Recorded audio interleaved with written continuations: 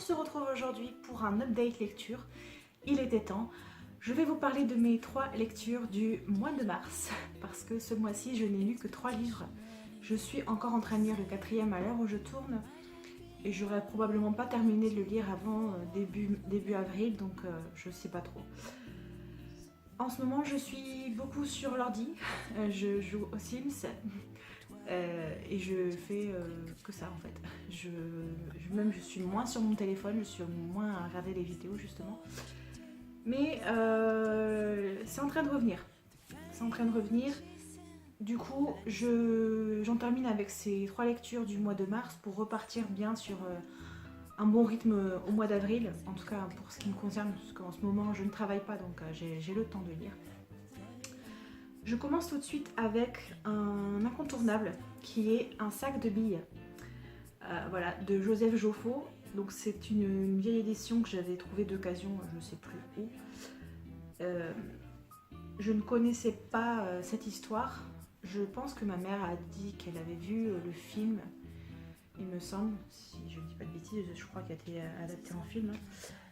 Je savais juste que voilà, ça allait traiter de la Seconde Guerre mondiale, enfin, pendant l'occupation allemande. C'était très rapide à lire. J'ai bien aimé, encore une fois, quand c'est un livre qui concerne ce sujet, c'est un petit peu compliqué de dire qu'on a apprécié, mais j'ai passé un bon moment en compagnie de Joseph et Maurice, qui sont 2 frères, qui vont aller de ville en ville un petit peu pour échapper justement à l'occupation et éviter de se faire contrôler pour être envoyés dans les camps de concentration. Ce que j'ai aimé avant tout dans ce livre en fait, c'est qu'à aucun moment c'est larmoyant, malgré on sent quand même l'émotion, on sait que c'est une période de l'histoire qui a été très difficile, mais à aucun moment on essaye de nous faire comme on dit, de nous faire pleurer ou d'en faire trop en fait. Donc c'est assez juste la façon dont c'est décrit. J'ai bien aimé aussi de voir quel stratagème Maurice et ses frères, enfin Joseph et plutôt Maurice et leurs frères vont inventer plutôt pour échapper au contrôle, pour survivre et pour apprendre à se débrouiller sans leurs parents. C'est très... pour l'époque, je me dis, enfin voilà, lui, le gamin, je crois qu'il avait à peine 10 ans, de se débrouiller tout seul. Ça paraît impensable maintenant, je pense que... Après voilà, je sais pas. Je suis un peu... je sais pas trop quoi dire de plus en fait sur ce livre, hein, parce que c'est un livre qui traite du sujet de l'occupation, mais qui raconte pas beaucoup de détails sur les contrôles, tout ça. Enfin, c'est vraiment plus du point de vue d'un enfant en fait. Et c'était quand même intéressant à lire. Et voilà, ce qui m'a surtout surprise, c'est de voir comment des jeunes enfants ou des ados pouvaient assumer à l'époque, pouvaient se débrouiller pour trouver voilà, des façons d'échapper à leur funeste destin, je peux dire ça comme ça. On avait la boule au ventre à chaque fois, on ne savait pas trop ce qui allait en résulter, donc on se doute bien que si Joseph a écrit le livre, c'est qu'il a su réchapper de ça. Mais on ne savait pas du tout comment ça allait se passer pour sa famille. Et à chaque fois qu'il y avait un nouvel élément qui indiquait une arrestation probable ou quoi, enfin voilà, j'étais un petit peu en stress avec eux. On est surtout touché par leur ingéniosité et j'ai pas ressenti de grosse tristesse malgré la dureté des événements. C'est bien écrit et comme il a écrit des années plus tard, donc il avait vraiment du recul pour exprimer justement ce qu'il a pu ressentir à l'époque, sachant que voilà, je pense que c'est quelque chose qui doit marquer à vie, forcément. Voilà, je ne vais pas vous en dire plus. C'était bien à lire. Après, c'était pas. Je pense qu'il y a d'autres titres qui traitent de la Seconde Guerre mondiale différents, peut-être plus poignants, ou je sais pas. J'ai passé un bon moment. Voilà, c'est pas un livre que je vais garder dans ma bibliothèque, je pense. Ensuite, je passe à une lecture qui me faisait envie depuis un certain temps, depuis 2-3 mois, je pense que j'avais envie de le lire. À chaque fois que je le voyais dans la bibliothèque. Il s'agit de Avant de t'oublier de Rowan Coleman, donc chez Milady. J'avais choisi ce titre par rapport à son résumé, hein, sachant qu'on suivait une femme qui commençait à perdre la mémoire, c'est-à-dire elle est atteinte d'une maladie, enfin elle est atteinte de l'Alzheimer, mais un Alzheimer précoce puisqu'elle a à peine la quarantaine. Donc ouais, c'est encore une fois un truc, si on se dit, punaise, ça peut arriver à n'importe qui de notre entourage, enfin voilà, c'est un truc un peu costaud quand même. Donc on va suivre Claire, qui comme je vous l'ai dit, atteinte de la maladie d'Alzheimer, qui a été décelée tôt, malheureusement. Elle va nous raconter son histoire. Donc elle a un mari. C'est un remariage parce qu'elle a eu sa première fille avec un homme et ensuite elle a craqué pour son ouvrier qui est venu faire des travaux chez elle. Ils se sont mariés, ils ont une petite fille. Donc elle a une grande fille qui a, je crois, la vingtaine et une petite fille de 3 ans. Et on suit également on voit aussi un petit peu la maman de Claire, donc, qui est revenue s'installer chez eux pour aider sa fille dans les tâches quotidiennes, parce qu'il y a plein de choses qu'elle commence déjà à ne plus pouvoir faire. C'est-à-dire que des fois, elle peut aller très bien se promener au bout de la rue et d'un coup, elle va plus se rappeler où elle habite. Ça vient comme ça, voilà, c'est soudain, c'est très très prenant. On a surtout 2 points de vue en fait pendant toute l'histoire, peut-être pas forcément à chaque chapitre, mais un coup on passe du point de vue de la mère, donc de Claire, qui est en train de perdre la mémoire, hein, et après on est du côté de sa fille Kathleen, qui nous explique un petit peu sa façon à elle de voir la vie de sa maman, comment elle ressent tout ça. On a aussi quelques petites bribes d'infos de la maman de Claire à travers des lettres qu'elles vont écrire, comme des lettres, des confessions un petit peu. Car Greg, le mari de Claire, a eu l'idée de lui offrir une sorte de carnet, on peut dire ça comme ça, on peut dire ça comme ça, un carnet pour écrire un petit peu tous les souvenirs dont elle se souvient au moment précis en fait. C'est-à-dire, des fois elle va penser, je sais pas, à la naissance de sa première fille, elle va écrire comment ça s'est passé, pour des années plus tard avoir une trace écrite de ce qui lui est arrivé. Et c'était assez intéressant de connaître les événements passés de son histoire. C'est à travers ça qu'on a aussi découvert la rencontre avec son mari, la naissance de leur seconde fille. On a eu des éléments d'infos aussi concernant son enfance, de par sa maman du coup. J'ai vraiment bien aimé. Claire, elle oublie de plus en plus de choses. Comme je vous dis, des fois, elle pourrait très bien partir au plein milieu de la nuit. C'est d'ailleurs ce qu'elle a déjà fait. Habillée uniquement de sous-vêtements et sortir comme ça, elle va se retrouver avec une pluie diluvienne, elle va se retrouver dans un bar-restaurant, je crois, et elle va rencontrer un étranger, un inconnu, elle va lui parler, puis elle va lui raconter.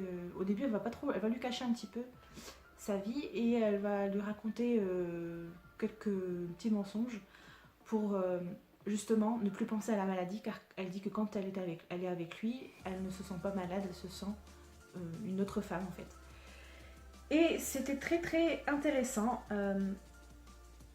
La vie de Kathleen, au fur et à mesure où on avance dans le livre, elle prend de plus en plus de place jusqu'à ce qu'on voit aussi elle comment elle évolue, parce qu'il va lui arriver aussi un truc qui était à moitié prévisible quand même, parce que voilà, de par son passé, de par l'histoire de sa maman.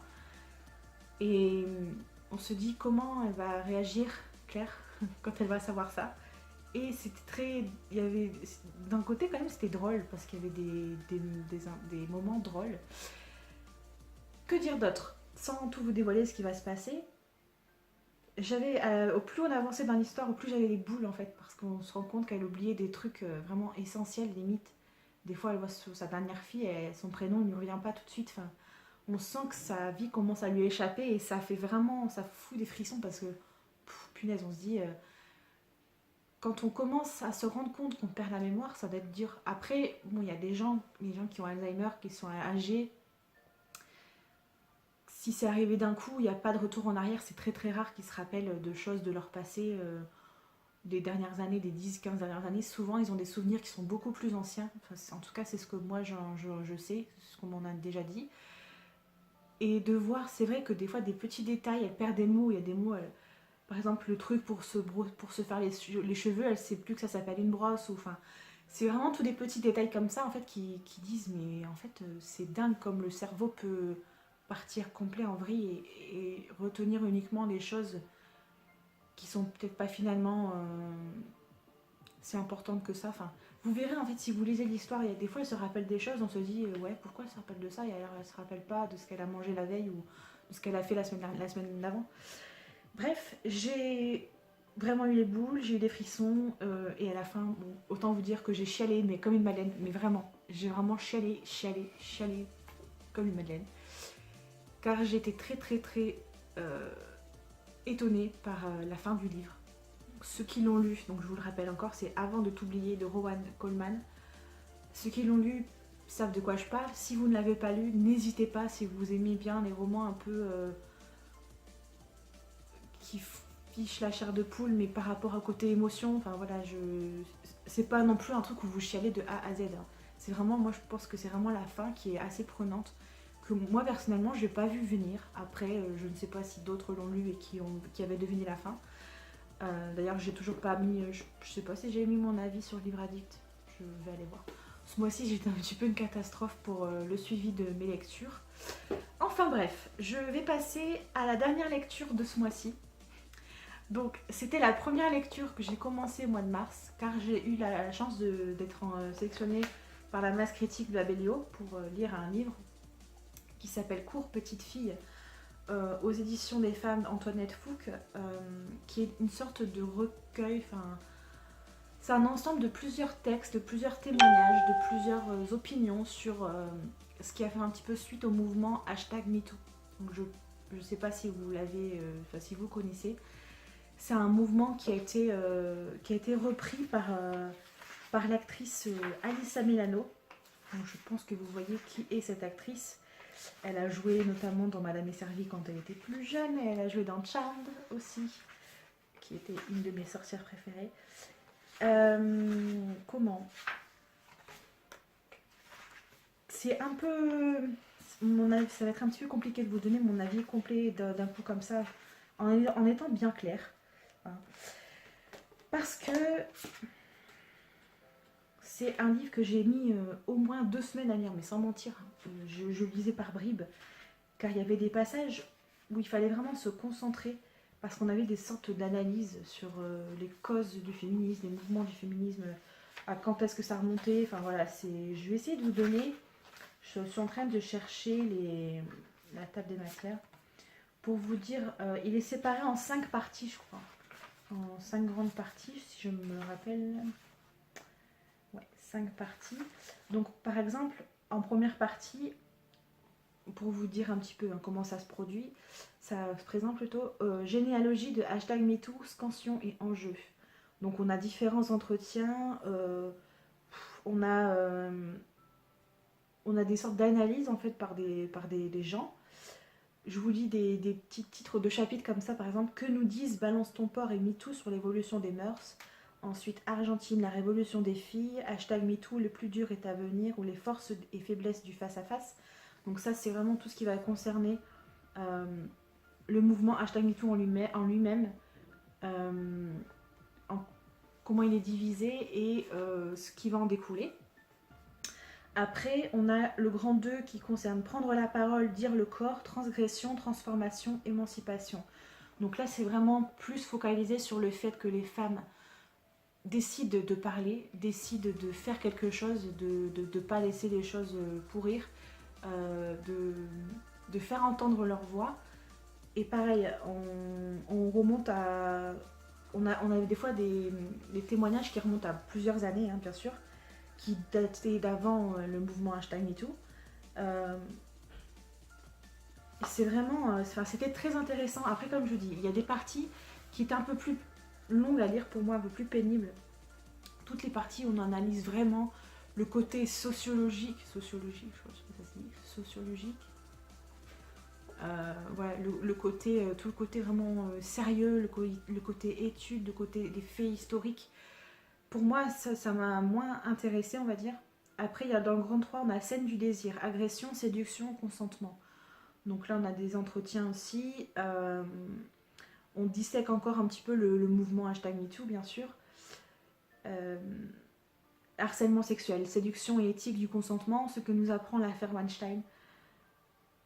Voilà, on va vraiment tout disséquer dans les moindres détails. Après, on a 4, devenir femme, situation, position, posture. Là, on parle un petit peu aussi de la place de la femme dans la société, l'importance que les gens accordent à notre image et ce qu'on attend de nous, en fait.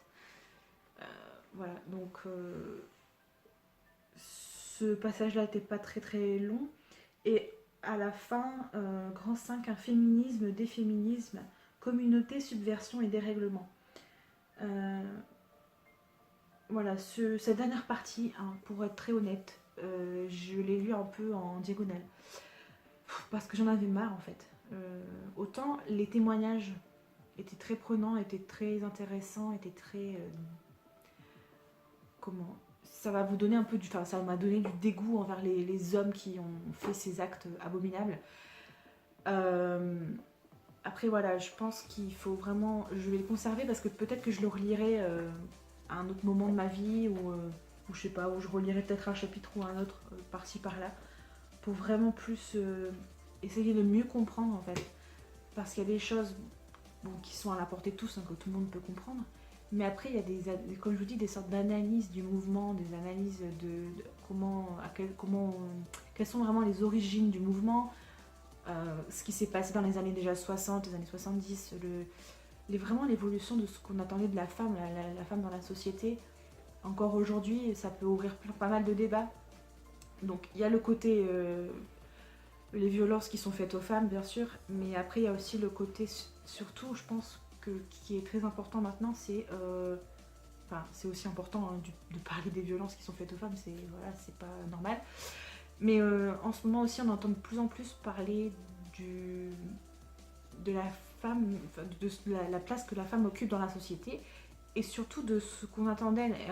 On est en train d'assister justement, je pense, à une sorte de... Enfin, j'espère qu'on assistera à une sorte de libération sur ce qu'une femme doit faire ou pas, ou ce qu'elle a envie de faire surtout. C'est pas ce qu'elle doit faire, c'est ce qu'elle a envie de faire. Et plus de faire ce qu'on attend d'elle. Par exemple, être mère, être en couple, être hétéro, être... je sais pas, enfin il y a tellement de choses. Travailler, enfin voilà, on va maintenant, je pense, entrer dans une nouvelle ère... post #MeToo, c'est-à-dire où les femmes vont faire en sorte de se faire entendre, vraiment parce qu'il est temps, il est temps, il est temps qu'on arrête de faire comme s'il ne se passait rien, de faire comme si il n'y avait pas d'atrocité qui était commise envers les femmes, et surtout parce qu'on dit oui c'est bien beau l'égalité homme-femme, en tout cas la hausse des salaires elle n'a toujours pas eu lieu. Les femmes sont encore très... Elles n'osent pas affirmer haut et fort qu'elles ne veulent pas forcément être en couple ou qu'elles ne veulent pas forcément avoir d'enfants. Et elles essayent de se libérer tant bien que mal de la pression sociale qui est faite, mais par des gens qui ne s'en rendent peut-être même pas compte. Ça peut être par leur famille, ça peut être par leurs amis, ça peut être par leurs collègues de travail, ça peut être par plein de gens, même sur internet. Même sur internet, quand on essaie de commenter des vidéos ou qu'on voit des sujets qui traitent d'un choix spécifique d'une femme, si quelqu'un ne va pas penser de la même chose, eh ben, y a tous ceux qui sont de l'autre côté qui vont vous tomber dessus et vous dire mais c'est pas normal, tu devrais pas penser comme ça, nanana. Ah, voilà, c'est très très large, hein, c'est très vaste comme sujet. Mais voilà, je sais pas si internet c'est le meilleur endroit pour débattre de ces choses. Car pour moi, il faut quand même avoir la possibilité d'avoir une argumentation construite pour pouvoir donner son opinion et surtout répondre aux autres qui ne pensent pas la même chose que nous. Attention, je ne mets pas les femmes dans le même panier, toutes les femmes dans le même panier. Il y en a pour qui c'est essentiel d'être maman ou d'être en couple, pour d'autres non. Et je veux dire, on casse pas les pieds aux hommes pour ça. Donc pourquoi est-ce qu'on vient nous emmerder? Non. Voilà, je vais m'arrêter là parce que sinon la vidéo elle pourrait durer 50 000 ans. N'hésitez pas à venir en parler avec moi, surtout sur internet. Bon, je vous ai dit, c'était pas vraiment trop l'endroit pour. Enfin, c'est pas que c'est pas l'endroit, c'est que je pense qu'il faut vraiment avoir un dialogue où on s'écoute et pas juste donner son opinion et être fermé à ce que les autres pensent. Mais n'hésitez pas à me dire si vous seriez intéressé d'en discuter ou si vous avez vous une opinion ou quelque chose dans le genre qui vous est arrivé. Donc, je ne vous vais pas raconter un événement dur de votre vie, mais est-ce que vous pensez que la femme, que le regard que porte le monde sur l'évolution de la femme est plutôt positif ou négatif? Si vous pensez qu'il faudrait que nous, en tant que femmes, on se fasse plus entendre concernant plein d'autres sujets, je reviendrai vers vous en commentaire. Je m'arrête là et je vais certainement aller me promener. Je vous dis à très bientôt, portez-vous bien, prenez bien soin de vous, prenez soin de votre famille aussi. Lisez quand vous le pouvez au lieu de jouer aux Sims. Et on se retrouve, j'espère, pour une vidéo spéciale la prochaine fois, mais je ne vous garantis rien. Ciao ciao!